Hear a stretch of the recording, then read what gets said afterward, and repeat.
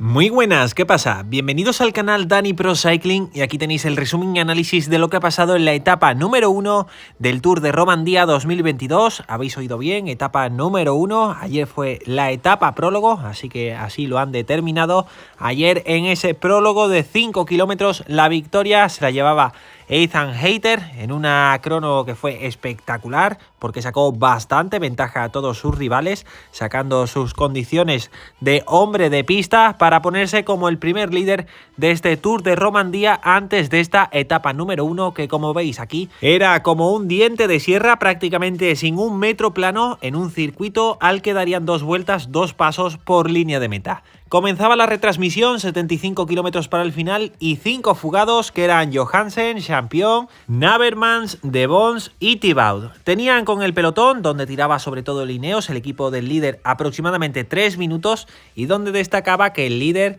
el propio Ethan Hayter, siempre iba en la cola del pelotón rodando de forma más tranquila mientras su equipo hacía este trabajo y poco a poco esos kilómetros veíamos que iban pasando y también esa ventaja se iba disminuyendo, como hemos comentado, o estaban subiendo o estaban bajando a algunas subidas que no eran categorizadas, pero que las veíamos que tenían gran porcentaje, porque se veía sobre todo en la velocidad y en la forma de pedaleo un problema mecánico, en este caso pinchazo de la rueda delantera de Geraint Thomas, ganador de la edición del año pasado, que cambiaba sin problemas esa rueda y aprovechando este ritmo más pausado que se estaba llevando en esta subida y que su equipo estaba comandando el pelotón, podía volver prácticamente sin mayores dificultades. También en esta parte trasera Mars Hirschi, que con este final que picaba para arriba, ese último kilómetro como ahora vais a ver, también tenía posibilidades. Puerto de tercera, muy cerca de línea de meta, y en la fuga empezaban los ataques para buscar los puntos de la montaña y para colocarse con el liderato de esta clasificación de la montaña,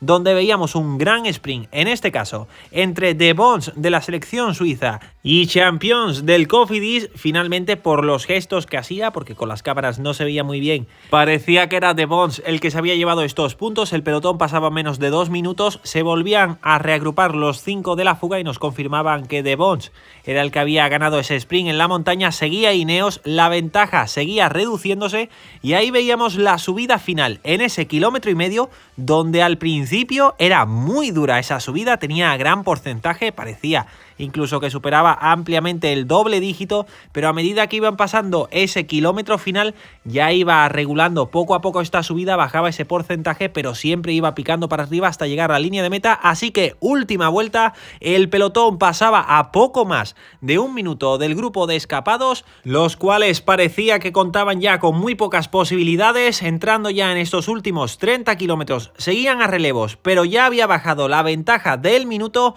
mientras el Ineos seguía tirando sin prácticamente relevos de ningún equipo. En una de las subidas se rompía la fuga, arrancaba De Bons, que había cogido los puntos de la montaña, a su rueda se pegaba Champion y en el pelotón poco a poco los equipos también iban cogiendo posiciones. De Bons seguía tirando y no pasaba al relevo Champion, estaban unos 30 segundos en el pelotón que cogían al resto de la fuga y poco a poco iban bajando esta diferencia, como hemos dicho, siempre tirando De Bons, no pasaba el ciclista del Cofidis Champion y finalmente les daban caza cuando todavía quedaban aproximadamente 28 kilómetros para el final. Así que grupo compacto en esta parte final. Seguía el líder Hayter rodando en la cola del pelotón mientras su equipo seguía tirando y otros equipos ya colocándose en esos primeros lugares, lo cual sorprendía porque parecía que con ese final que picaba para arriba a Hayter se le daría muy bien ese final, pero había que estar bien colocado por el tema de las curvas. Una de las subidas no puntuables al que veíamos sufrir era Chris Froome, que luchaba para no cortarse y finalmente conseguía coronar.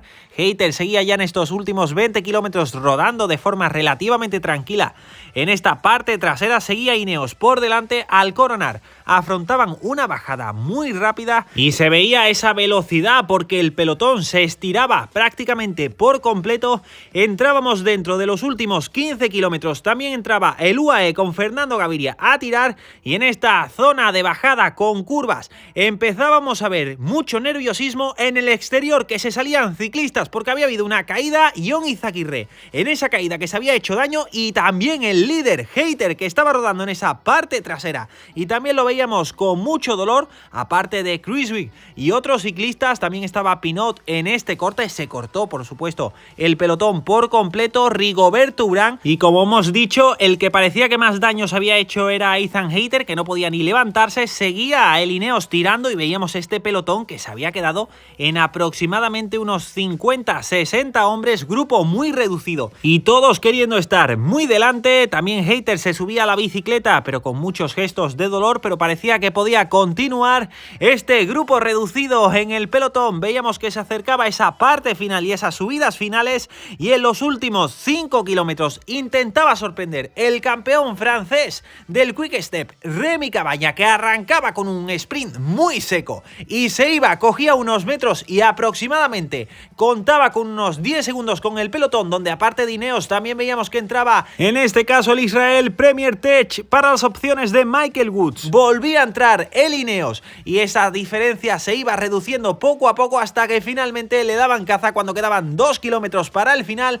Empezaba la carretera a picar para arriba, el UAE se ponía a tirar y en las rampas más duras el que arrancaba era Brandon McNulty. Rápidamente el maillot naranja de los puntos, Rohan Dennis segundo en la clasificación general. También intentaba salir Dylan Teuns del Bahrein y Rohan Dennis pasaba a McNulty apurando en las curvas y arrancaba con muchísima fuerza. Ya dentro de los últimos 700 metros, Rohan Dennis sacaba de rueda a Brandon McNulty y veíamos que Teuns le superaba para intentar coger al australiano. Últimas curvas, Rohan Dennis dándolo todo y ya con las cámaras fijas. Teuns sprintaba, últimos 100 metros, Rohan Dennis dándolo todo, últimos metros, finalmente golpe de riñón y Dylan Teuns le arrebataba la victoria en los últimos metros a Rohan Dennis, que se iba a colocar como líder de la clasificación general.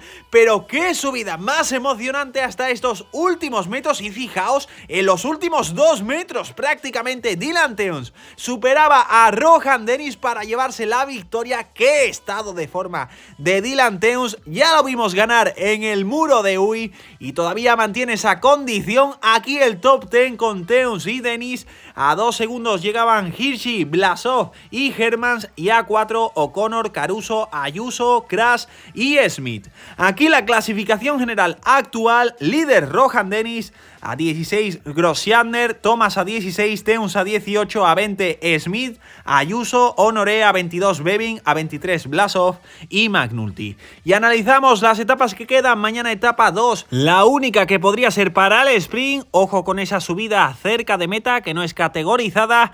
Etapa de media montaña en la etapa 3, 2 subidas en la parte final que pueden ser muy interesantes. La gran etapa de montaña en la etapa 4 con 2 puertos encadenados en la parte final y cronoescalada en la etapa 5, 4 kilómetros planos y los últimos 10 que tienen un 8% de pendiente media. Hasta aquí el resumen, muchísimas gracias por estar ahí, volvemos mañana y nos vemos en el próximo vídeo.